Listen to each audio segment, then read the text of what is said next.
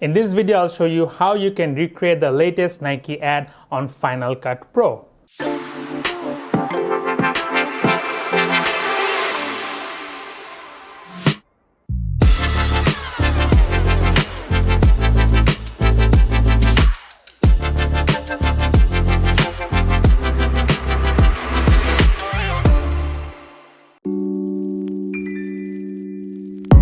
If you have been on social media for the past few weeks, you must have seen the Nike ad. It's a brilliant ad made by the Nike team where they have used sports footages from multiple different sports and combined together in the edit. And actually the Nike team used 4,000 hours of footage just to make that one short ad. So in this video, I want to show you how you can recreate that ad with stock footage on Final Cut Pro. I got the idea for this video from Cinecom.net YouTube channel. They made a similar recreation on Premiere Pro, but I wanted to make it on Final Cut Pro for people out there who use Final Cut Pro. So let's get to the tutorial. The first and the most important step is to gather the stock footage that you need for the video. There are multiple websites that have stock footage nowadays. I'll link some of them in the description so that you can find them. But in my case, I used Motion Array to gather my footage. So when you're trying to find stock footage for this video, keep in mind you need footage where the actions on the sports are similar in both clips. In that way, you can match them easily in the edit. And that's what I'm going to show you now while editing in Final Cut Pro. So after you find the footage that match together, the actions that match together, you bring them to Final Cut Pro and then you put them in the timeline and find out the position where they are doing similar actions. So I'll show you the first one in the video, which is the two guys doing the somersault. So one person is doing it into the water and another person is on the ground. So we need to find the point where their actions match together so that we can cut and we can do a split screen. So we go and mark the point I've already marked. So here's the point where the guy who jumps in the water is just about to go into the water, and here's the point where the guy who's jumping to the ground is about to fall into the ground. And so we mark those 2 points and then we put the clips on top of each other. So the guy in the water is on top and the guy in the ground is in the bottom.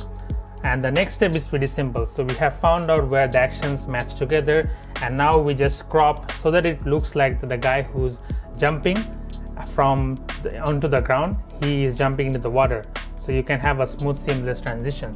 So here we go and we match it. And as you can see, when I click crop, because I already have done the crop, it's one seamless transition where the guy seems like he's diving into the water.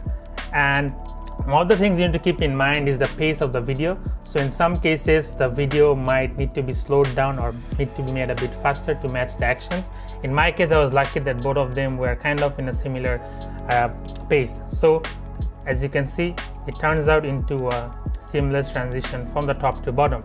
But you can also move around the bottom clip and try to adjust it depending on how you want the transition to match. And that's about it in case of the first clip. And now if we go and look at all the other clips, I have them edited here in the timeline.